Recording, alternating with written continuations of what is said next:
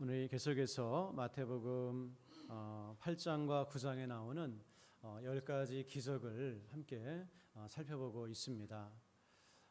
이 마태복음 8장과 9장에서 10가지 기적을 마태가 연이어서 소개하고 있는 이유는 바로 그 주제가 예수님을 통해서 이 땅에 하나님의 나라가 천국이 실현되고 있음을 보여주기 위해서 하나님 나라가 실제라고 하는 것, 지금 이루어지고 있다고 하는 것, 그것을 보여주기 위해서 이런 10가지 기적을 함께 소개하고 있습니다.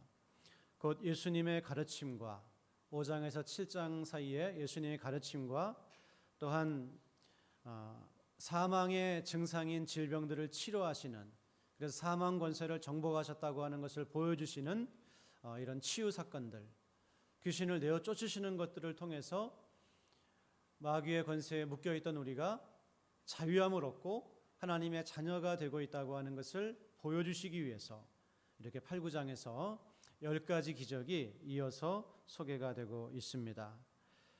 예수님을 통해서 실로 천국이, 하나님의 나라가 죽어서 가는 저 멀리에 있는 나라로서가 아니라 우리의 삶 한가운데로 들어오고 있는 것을 보여주시고 있는 겁니다. 그래서 예수님께서는 누가복음 17장 20절과 21절 말씀을 보면, 우리 주보에 나와 있는데 한번 읽어보실까요? 같이 주보에 누가복음 17장 20절 21절 말씀 다 같이 한번 읽겠습니다. 시작.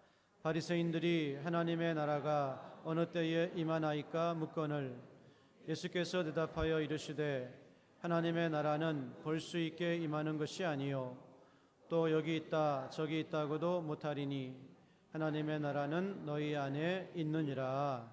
아멘. 하나님의 나라가 어느 때 임합니까? 천국이 어느 때 임합니까? 묻는 바리새인들의 질문에 예수님께서는 볼 수 있게 임하는 것이 아니다, 여기 있다 저기 있다 그렇게 이야기할 수 있는 것이 아니다, 하나님의 나라는 너희 안에 있느니라. 그래서 이 너희 안에 있다고 하는 말씀이 하나님의 나라가 사람의 마음속에 있다, 지금 바리새인들의 마음속에 있다, 그런 뜻은 아닙니다. 왜냐하면 예수님께서 바리새인들을 가리켜서 너희도 천국에 들어가지 못하고 다른 사람들도 천국에 들어가지 못하도록 막는다, 이렇게 책망을 하셨습니다. 이 바리새인들은 하나님 나라와 상관이 없는 사람들이었습니다.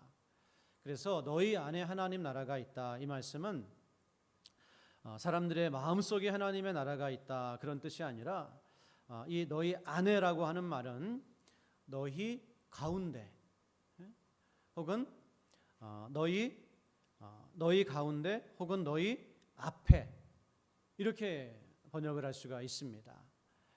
그래서 영어로 하면 in과 among 이 차이인데요, 하나님의 나라는 너희 가운데 있다, 혹은 하나님 나라는 너희 앞에 있다. 이 말씀을 조금 의역하면 하나님 나라는 너희 면전에 있다, 이렇게도 번역을 할 수가 있습니다. 그래서 여러분, 하나님 나라가 너희 가운데 있다라고 하는 것은 사람들 마음속에 있다는 것이 아니라, 지금 예수님과 바리새인들이 이렇게 함께 여러 사람들이 있는데 여기 가운데 있다는 거예요. 다시 말해서 하나님 나라가 지금 이 땅에 임하고 있고 임하였다. 그 나라는 너희가 기대하는 그런 방식으로 오는 것이 아니라 지금 이미 이 땅에 임하였다, 이 말씀을 하시고 있는 겁니다. 그리고 이 말씀을 하나님 나라는 너희 면전에 있다, 이렇게도 번역할 수가 있는데요, 하나님 나라가 너희 면전에 있다고 할 때 그 의미는 어떤 의미가 될까요? 지금 바리새인들의 면전에 누가 서 계시죠? 예수님이 바로 서 계십니다. 그래서 너희 면전에 서 있는 내가 바로 하나님 나라다, 내가 바로 천국이다, 나를 통해서 너희가 하나님 나라 백성이 되는 것이다, 예수님께서 이렇게 말씀하시고 있는 겁니다. 그러므로 하나님 나라는 어떻게 두 가지 이제 번역이 가능한데, 어떻게 번역을 하든지 하나님 나라는 예수님과 뗄 수 없는 관계에 있는 것입니다. 예수님이 하나님 나라이고 예수님을 통해서 하나님 나라에 들어가는 것이고 예수님이 바로 천국 그 자체시라고 하는 것을 마태는 사복음서는 우리에게 말씀해주고 있는 것이죠. 그렇습니다, 여러분. 예수님이 바로 천국인 줄로 믿습니다. 예수님이 바로 하나님 나라세요. 그리고 예수님이 영생이시죠. 예수님이 생명이시고 예수님이 구원이시고 예수님이 모든 것이십니다. 우리가 믿는 것은 바로 그와 같은 것을 믿는 것입니다. 우리 요한일서 5장 11절에서 13절 말씀도 주보에 있는데 다 같이 한번 좀 보도록 하겠습니다. 요한일서 5장 11절에서 13절 말씀 시작. 또 증거는 이것이니 하나님이 우리에게 영생을 주신 것과 이 생명이 그의 아들 안에 있는 그것이니라. 아들이 있는 자에게는 생명이 있고 하나님의 아들이 없는 자에게는 생명이 없느니라. 내가 하나님의 아들의 이름을 믿는 너희에게 이것을 쓰는 것은 너희로 하여금 너희에게 영생이 있음을 알게 하려 함이라. 아멘. 네, 참 놀라운 말씀입니다. 증거를 주셨는데 그 증거가 무엇인가? 하나님이 우리에게 영생을 주셨다고 하는 것입니다. 하나님이 우리 신자들에게 영생을, 생명을 주신 것입니다. 그러면 우리가 이 영생을, 참된 신자는 영생을 가지고 있는 사람들인데요, 이 영생을 어떤 방식으로 가지고 있는가? 바로 11절 말씀에 이 생명이 그의 아들 안에 있는 그것이니라. 생명과 영생은 같은 말인데요, 이 영생, 이 생명이 예수님 안에 있다라고 하는 거예요. 그리고 그러므로 12절에 아들이 있는 자에게는 생명이 있고, 왜냐하면 예수님이 생명이시기 때문에, 예수님 안에 영생이 있기 때문에 예수님을 영접한 사람은 생명을 가지고 있는 거예요. 영생을 가지고 있는 거예요. 그러나 하나님의 아들이 없는 자에게는 생명이 없느니라. 예수님이 곧 영생이시기 때문에 예수님을 영접한 사람은 영생을 얻은 것이고 예수님과 상관이 없는 사람은 영생이 없는 것이다. 그러면서 13절에 내가 하나님의 아들의 이름을 믿는 너희에게 이것을 쓰는 것은 너희로 하여금 너희에게 영생이 있음을 알게 하려 함이라. 할렐루야. 네, 여러분 다 예수님이 여러분 안에 계십니까? 예수님을 영접하셨습니까? 그렇다면은 여러분과 저는 영생을 가진 사람이라고 하는 거예요.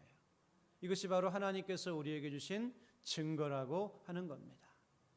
그래서 지난주에 우리 카타콤 이야기를 많이 했는데요, 우리 이 신자들은 이 비밀을 가진 사람들이죠. 예수님이 천국이고 예수님이 영생이라고 하는 것을 아는 사람들입니다. 예수님이 우리의 구원이라고 하는 걸 아는 사람들이에요. 그래서 요한 1, 2, 3서, 요한계시록 이런 성경들을 보게 되면 정말 극심한 박해 속에서 기록된 그런 성경들입니다. 얼마나 박해가 심했는지 사람들이 이 지상에 살 수 없어서 로마의 그 카타콤이라고 하는 지하 공동묘지에 그냥 미로가 끝도 없이 미로가 연결되어 있고 저 깊이까지 미로가 연결되어 있어서 로마의 군인들이 잡으러 올 수 없는 그곳에 기독교인들이 다 많은 사람들이 들어간 거예요. 그리고 거기서 태어나고 자라고 죽습니다. 근데 태양을 제대로 볼 수 없고 뭐 잠깐 들어왔다 나갔다 했는지는 모르겠지만 아무리 그 안전하다고 하더라도 얼마나 그 살기가 열악한 곳이었겠어요. 그래서 그 당시에 그 카타콤의 성도들의 그 수명이 한 20대 초반, 중반, 얼마 살지 못하고 다 그렇게 죽는 거예요. 그런데도 이 요한 1서, 2서, 3서를 보십시오. 뭐가 있습니까? 기쁨이 있습니다. 희락이 있습니다. 성도들의 기쁨을 말하고 있어요. 참 우리는 지금 이렇게 많은 걸 가지고 누리고 살아가는 이 시대에도 기쁨이 없어가지고 고민하고 있고, 사람들이 그리스도인들도 우울증에 걸린다 그러는데 그 지하 공동묘지에서 그렇게 살고 죽어가던 사람들이 기쁨을 말하는 거예요. 참 놀랍죠. 어떻게 그 가운데서 기쁨을 말할 수 있을까? 그들은 예수님이 그들에게 어떤 의미인지를 올바로 깨달았기 때문입니다. 올바로 믿었기 때문에, 예수님을 정말 올바로 발견했기 때문에 그런 상황 속에서도 기뻐할 수가 있었던 거예요. 그래서 요한일서 1장을 보게 되면 그리스도인의 사귐에 대해서 먼저 말씀을 하는데, 우리의 사귐은 아버지와 그 아들과 함께하는 사귐이다. 우리가 비록 이런 형편과 이런 자리에 있지만 우리는 하나님 아버지와 그의 아들 예수 그리스도, 우리의 천국이시고 우리의 영생이신 그 주님과 함께 교제하고 있는 그런 사람들이기 때문에 우리 안에는 기쁨이 충만하다. 그런 이야기를 하고 있는 거예요. 여러분, 정말 오늘 우리의 믿음을 다시 한번 돌아보기를 원합니다. 예수님께서 자신에게 몰려오는 사람들을 향하여서 너희는 표적을 본고로 나를 찾아온 것이 아니라 떡을 먹고 배부르기 때문에 나를 찾아왔구나, 이렇게 한탄하셨어요. 표적을 통해서 예수님이 누구신지를 진정으로 깨닫고 주님을 따라온 것이 아니라 주님의 기적을 통해서 그 오병이어 풍성하게 먹은 그 떡맛이 그리워서 너희가 나를 따라오는구나. 이것이 어쩌면 저의 모습이고 우리의 모습일지 모릅니다. 예수님 그 자체로 기뻐하고 예수님 그 자체로 즐거워하고, 그것이 아니라 내가 예수 믿고 이런 것도 채워지고 예수 믿고 이런 즐거움도 내가 더 누리게 되고, 그런 동기를 가지고 우리가 주님을 쫓고 있지는 않는지. 그래서 그런 것들이 없을 때에는 낙심하고 기쁨이 사라지고, 조금 있으면 그것으로 인해서 너무 막 즐거워하고, 그런 모습은 아닌지. 여러분, 예수님 자체가 우리 신앙의 목적이 되기를 간절히 소원합니다. 우리가 정말 주님이 어떤 분이신지를 진정으로 다시 한번 깨닫는 은혜가 저와 여러분에게 있기를 정말 간절히 사모하며 소원합니다. 그래서 예수님께서는 이제 이와 같은 것들을 마태복음 8장 9장을 통해서 이와 같은 기적들을 보여주시고 있는 거예요. 내가 바로 하나님 나라다.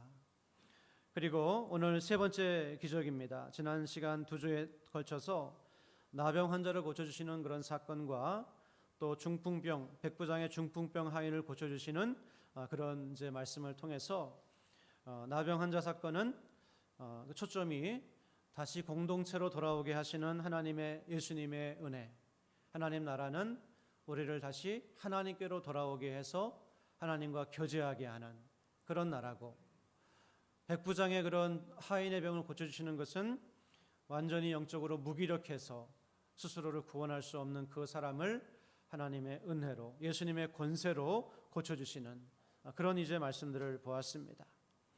또 우리는 오늘 베드로의 장모의 이런 장모를 고쳐주시는 이 사건을 통해서, 물론 모든 기적에 다 공통적으로 포함된 내용이지만 우리 주님의 이 하나님 나라를 이 땅에 이루시는 주님의 그 사랑과 긍휼의 마음을 우리가 깨달을 수가 있습니다.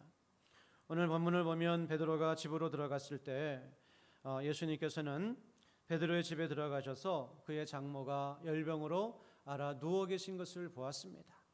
그래서 14절 말씀을 보게 되면 예수께서 베드로의 집에 들어가사 그의 장모가 열병으로 앓아 누운 것을 보시고 그의 손을 만지시니 열병이 떠나가고 여인이 일어나서 예수께 수종 들더라. 네. 예수님께서 이 여인을 보셨다, 앓아 누운 것을 보셨다, 이렇게 말씀합니다. 다시 말해서 지금 이 여인의 상황이 어떤지, 형편이 어떤지를 예수님께서 주목을 하셨다라고 하는 겁니다. 우리가 보다라고 하는 말은 그냥 눈에 띄어서 봤다, 이렇게 이런 표현으로도 물론 많이 쓰이지만 사실은 보는 것은 단순히 어떤 그런 물리적인 그런 문제만은 아닙니다. 우리가 어떤 마음을 가지고 있는가, 또 어떤 그런 생각을 가지고 있는가에 따라서 사람들은 보는 것이 전혀 다르다고 하는 겁니다. 예를 들어서 백화점에 가더라도 저와 제 아내가 똑같이 들어가도 보고 나오는 거는 전혀 틀릴 거예요. 저는 아무래도 남성 물건에 관심이 있고 아내는 여성 물건에 관심이 있고 전혀 다른 것을 보고 나옵니다. 누가 뭔가를 본다라고 하는 것은 그냥 눈에 띄었기 때문에 보는 걸 수도 있지만 그것을 향한 어떤 특별한 감정이 있기 때문에 보는 겁니다. 또 그것을 향한 어떤 의도가 있기 때문에 보는 경우가 대부분이라고 하는 겁니다. 그래서 성경에 보게 되면 본다라고 하는 말이 상당히 의미 있게 사용되는 경우들이 많이 있습니다. 먼저 우리 주보에 나와 있는 1번에 우리를 보신 하나님 1번에 창세기 29장 31절 말씀 다 같이 한번 읽도록 하겠습니다. 창세기 29장 31절 말씀 시작.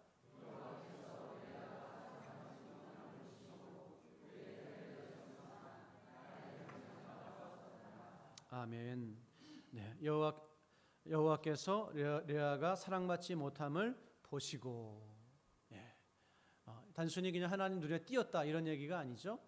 이 여인의 그런 소외받고 있는 형편, 또 정말 남편에게 사랑받지 못하는 그 아픈 현실, 그것을 하나님께서 헤아려 주셨다, 살펴주셨다, 그런 뜻이에요. 그래서 그 여인의 태를 여셔서 자녀를 생산하게 하시는 이런 은혜를 주셨습니다.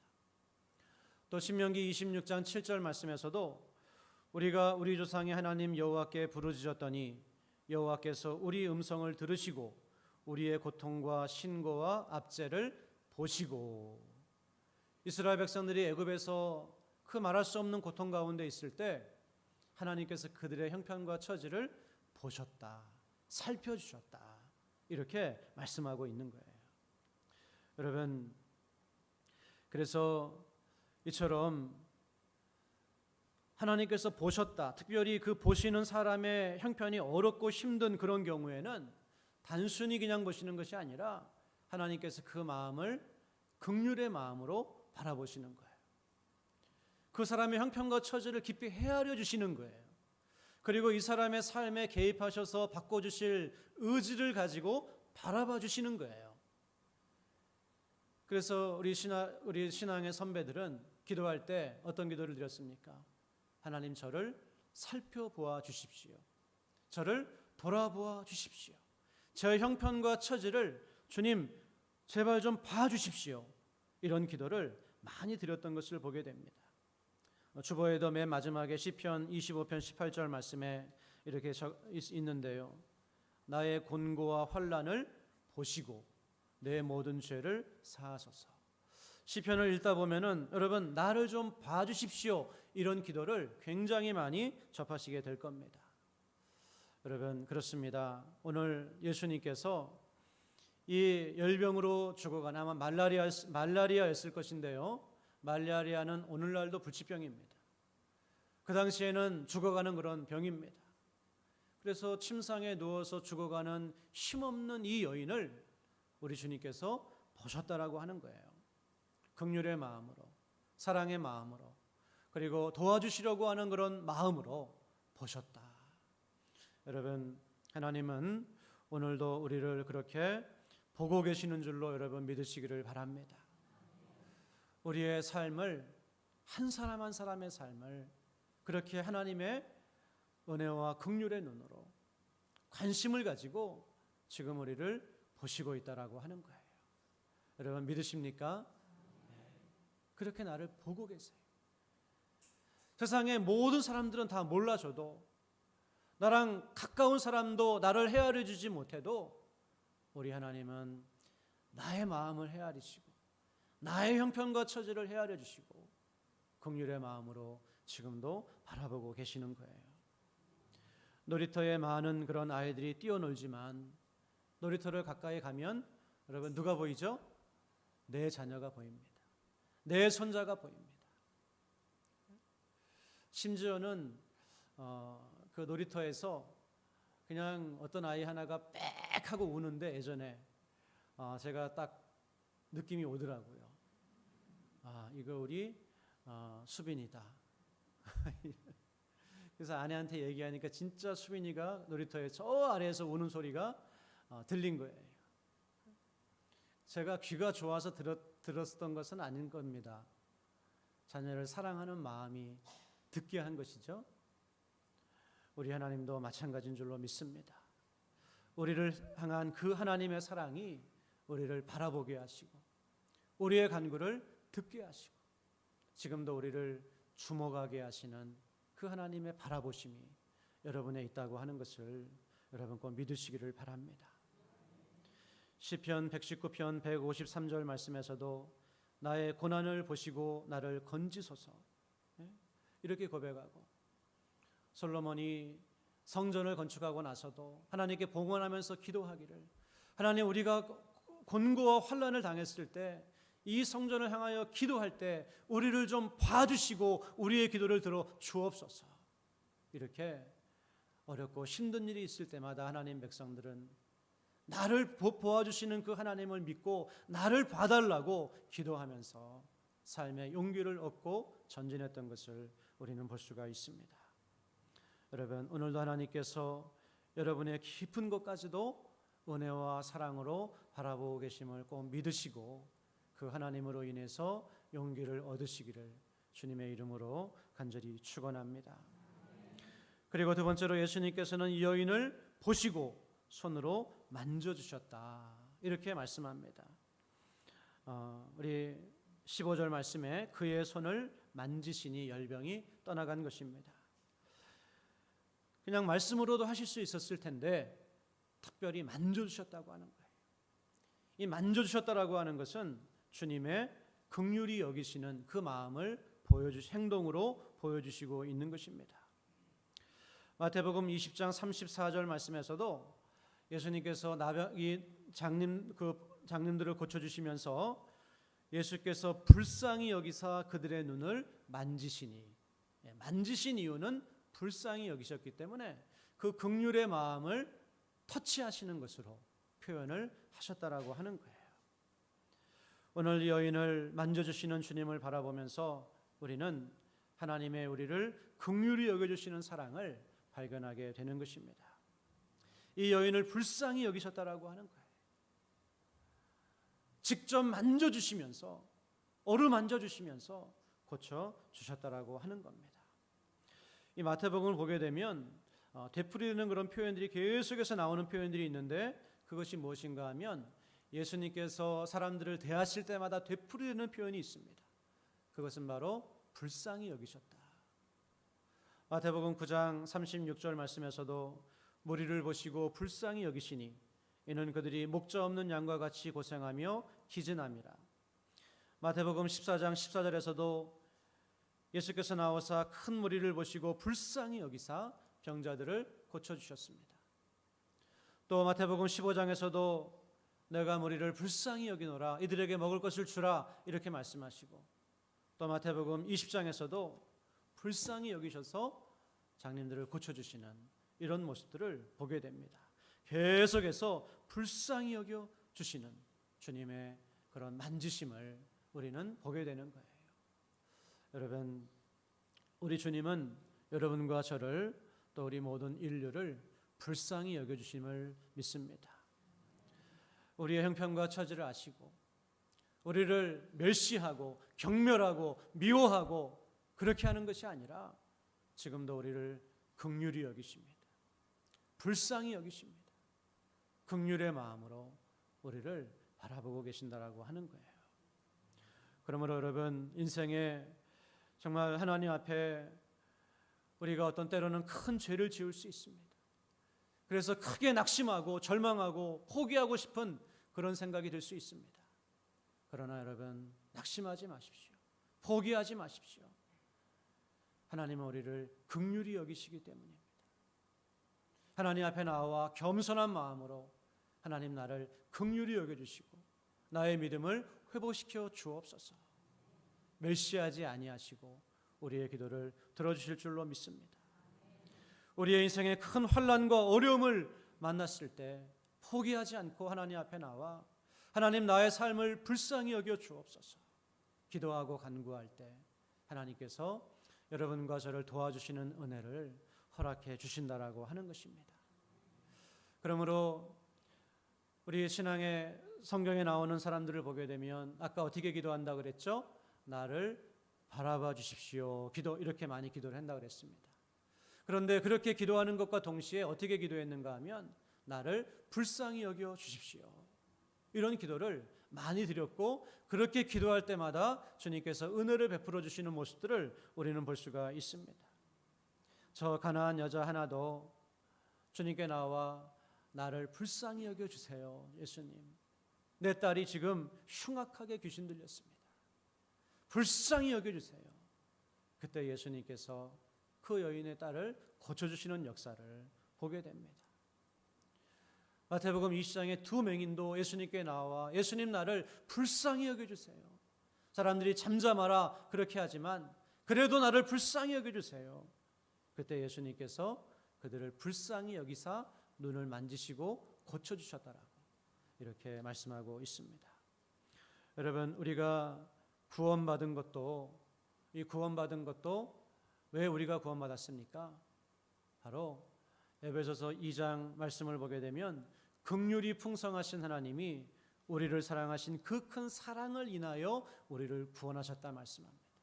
우리의 행위와 우리의 노력과 우리의 성취가 아니라 하나님의 긍휼이 우리를 불쌍히 여기시는 그 사랑이 그 아들을 이 땅에 보내게 하셨고 그리고 우리를 구원하셨다라고 이렇게 말씀하고 있습니다. 그러므로 여러분, 우리에게는 소망이 있는 줄로 믿습니다. 우리가 힘이 있고 능력이 있고 우리가 뭔가를 잘해서 소망이 있는 것이 아니라 하나님이 변함없는 긍휼로 우리를 바라봐주고 계시기 때문에, 그리고 우리가 그분 앞에 나아가 우리를 불쌍히 여겨달라고 기도할 때 우리의 기도에 응답하시는 분이시기 때문에 저와 여러분의 삶에는 어떠한 상황과 어떠한 환경 속에서도 소망이 있음을 믿으시고 여러분, 하나님을 붙들고 나아가시기를 주님의 이름으로 간절히 축원합니다. 저는 오늘 이 간단한 말씀이지만 예수님께서 이 여인에게 손을 대셨다, 그의 손을 만지셨다, 이 말씀을 통해서 삼위일체 하나님에 대해서 정말 깊이 생각해 보았습니다. 이 세상에 범실론적인 그런 세계관이 있고 또 이실론이라고 하는 그런 세계관이 있죠. 이실론은 뭔가요? 전능한 신이 세상을 창조하고 세상이 굴러가는 어떤 원리와 원칙들을 그 안에 두고 더 이상 관여하지 않는다, 이런 신관입니다. 이슬람의 신관이죠. 근데 삼위일체 하나님, 기독교가 믿는 하나님은 그런 이실론이 아니고 범실론이 아니고 삼위일체 하나님을 우리는 믿는 거예요. 성부와 성자와 성령, 그분이 다 하나님이시고 그 하나님이 한 분이시다. 하나님께서 왜 자신을 삼위일체 하나님으로 우리 인류에게 우리가 다 온전히 이해할 수도 없는데 계시해 주셨을까? 우리가 그 삼위일체를 다 이해할 수 없습니다. 그러나 삼위일체 하나님을 믿으면서 우리가 한 가지 분명하게 깨닫는 것은 하나님께서 삼위일체 하나님으로 우리에게 다가오셨기 때문에 우리를 직접적으로 만져주실 수가 있었다라고 하는 거예요. 하나님께서 사람의 육신을 입고 이 땅에 오셨기 때문에 우리가 당하는 모든 그런 아픔과 슬픔과 고난들을, 심지어 우리가 당하는 유혹까지도 다 체험을 하시고, 죄는 없으시지만 그래서 우리를 불쌍히 여기실 수가 있는 거예요, 체험적으로. 그리고 오늘 예수님께서 이 여인을 만져주셨던 것처럼 우리에게 다가오셔서 우리를 만져주시는 하나님, 그 하나님이 바로 삼위일체의 하나님이라고 하는 겁니다. 이것은 정말 놀라운 신비죠. 그래서 여러분, 우리가 믿는 하나님은 바로 이와 같은 하나님이시라고 하는 것을 여러분 꼭 믿으시기를 바랍니다. 우리를 깊이 바라봐 주시고 우리에게 다가오셔서 우리를 만져주시는 하나님, 그분이 바로 예수님이시고 그분이 바로 하나님이시고 그분이 바로 성령님이세요. 그래서 이것을 깨달았을 때 초대교회 성도들은 지하 공동묘지에 살면서도 기쁨을 말할 수가 있었고 하나님께 영광을 돌려드리는 그러한 삶을 살아갈 수가 있었던 것입니다. 여러분, 나의 지금 소원이 만족되지 않았다고 하나님의 사랑을 의심하고 있는 그런 분이 계십니까? 이 세상 살아가는 것이 조금 힘들다고 하나님의 이 사랑을 망각하고 있는 그런 측면이 우리에게 있지는 않습니까? 다시 한번 하나님 자체에게, 예수님 자체에게 관심을 기울이셔서 그분이 어떤 분이신지, 우리에게 어떤 모습으로 다가오셨는지 이것을 깨닫고 하나님의 사랑은 힘입어 이 땅을 살아가시기를 주님의 이름으로 간절히 축원합니다. 그렇게 할 때, 이 사랑을 깨달았을 때 우리가 보여야 될 반응이 두 가지가 있는데요.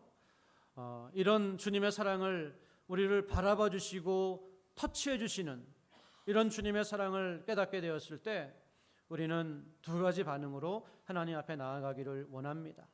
그것은 바로 한 영혼을 소중히 여기시는 예수님, 그 예수님을 본받는 교회, 그 예수님을 본받는 하나님의 자녀가 되어야 되겠다라고 하는 것입니다. 오늘 베드로의 장모는 그야말로 평범한 여인이었습니다. 세상 사람들이 주목하지 않는 그런 여인이었습니다. 그런데 예수님께서는 이 한 여인을 소중하게 여기시고 다가오시고 만져주시는 이런 한 영혼에 대한 긍휼과 사랑을, 관심을 보여주셨다라고 하는 것입니다. 여러분, 우리 교회도 이런 주님을 닮아갈 수 있기를 간절히 소원합니다. 제가 감히 한국 교회가 어떻고 그런 이야기를 할 만한 처지는 아니지만, 그런 사람은 아니지만, 이 땅의 교회들이 이 한 영혼에 대한 관심, 우리가 좀 더 주님을 닮은 모습이 되어서 한 영혼에 대한 관심을 새롭게 하고 한 영혼을 소중하게 여기는 마음으로 나아갈 때 하나님의 큰 은혜와 능력이 교회 가운데 임하게 될 줄로 믿습니다. 더 큰 건물을 짓고 더 화려한 그런 것들을 만들어서 세상에 내놓으려고 하기보다 다시 주님의 그런 정신으로 돌아가서 이 한 영혼을 향한 그 주님의 이 간절한 사랑을 본받고 우리가 서로를 그런 사랑으로 바라보고 또 세상에 만나는 사람들을 그런 마음으로 바라보고 그렇게 할 때 우리는 세상의 빛과 소금이 되고 하나님께 쓰임받는 놀라운 역사가 일어나게 될 줄로 믿습니다. 한 영혼, 야고보서 2장 1절 말씀을 보게 되면 내 형제들아 너희가 영광의 주 곧 우리 주 예수 그리스도에 대한 믿음을 너희가 가졌으니 사람을 차별하여 대하지 말라, 이렇게 말씀합니다. 사람을 차별하지 말라. 국적이나 또 인종이나 또 얼마나 배웠는지, 얼마나 가졌는지, 얼마나 사회적인 지위가 있는지, 교회는 절대로 그런 것을 가지고 서로를 판단하는 것이 아닙니다. 이 사람이 하나님 앞에 소중한 한 영혼이라고 하는 그런 마음을 가지고 서로를 대할 때 우리는 주님 닮은 그런 교회가 되는 줄로 믿습니다. 그리고 마지막으로 이 여인의 반응을 보게 되면 예수님의 이런 놀라운 은혜를 입었는데 어떻게 합니까? 이 여인은 이제 15절 말씀을 보게 되면 그의 손을 만지시니 열병이 떠나가고 여인이 일어나서 예수께 수종 들더라. 이런 큰 은혜를 입은 여인은 예수님을 수종드는 그런 모습을 보이고 있습니다. 여기서 수종든다라고 하는 말은 섬긴다라고 하는 말이고, 이 섬긴다라고 하는 말에서 집사라고 하는 말이 나왔습니다. 집사는 섬기는 자라고 하는 그런 의미예요. 넓은 의미에서 모든 성도들은 집사입니다. 섬기는 그런 사람들입니다. 여러분, 누군가 여러분에게 큰 은혜를 베풀었는데, 예를 들어서 내가 지금 물에 빠져가지고 죽어가고 있는데 그 사람이 생명을 걸고 들어와서 나를 건져냈어요. 그러면 여러분 어떻게 하시겠습니까? 예전에 뉴스에서 어떤 그런 청년 하나가 이 아이가 빠져 죽어가는 걸 보고 들어가서 건져냈어요. 근데 탈진해가지고 죽어버렸어요. 청년이 사망했어요. 근데 어떤 한 분이 이 아이를 데리고 슬그머니 사라져 버렸어요. 문제가 되는 게 좀 원치 않았는지 그걸 보면서 어떻게 저럴 수가 있는가, 그런 마음을 가졌던 적이 있습니다. 그런 사람들을 우리는 비난합니다. 그러나 여러분, 이것이 우리가 예수님을 대하는 나의 모습은 아닌지 돌아봐야 됩니다. 예수님은 자신의 생명을 내어주시는 사랑으로 우리를 구원해 주셨습니다.